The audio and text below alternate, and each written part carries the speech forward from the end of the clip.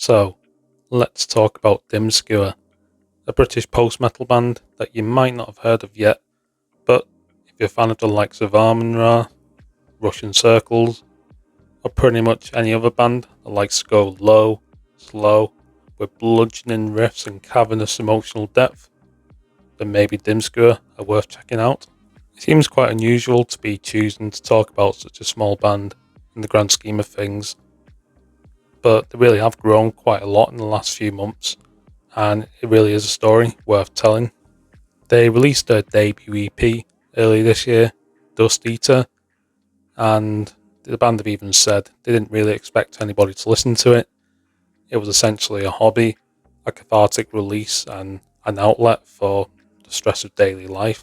They didn't expect anybody to actually listen to it, but little did they know that Damnation organiser and head promoter Gavin McInally was listening, and he announced the band to the world in June on his podcast to Promoters One Pod and to the Damnation fan base, and the reaction was pretty incredible. I was amongst one of those listeners to the podcast, and that was my introduction to the band. It was pretty phenomenal, and probably the best post-metal from this country I've heard since, well, I'm not sure since when.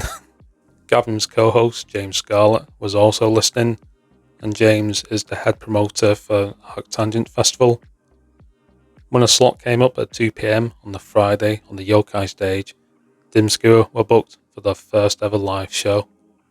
I was amongst the 4,000 or so who packed out the Yokai stage and managed to see Dimscua for the very first time. I was very lucky to be at the barrier, and I was in probably the best seat in the house for this absolutely spellbinding show.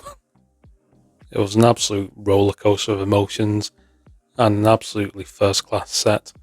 The vocals were heavy and drenched in emotion, the riffs were heavy as hell, and the bass lines were hypnotic.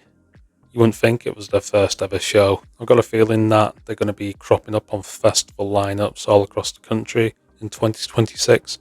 So if you do get a chance to see them in your local town or city, definitely give it a chance.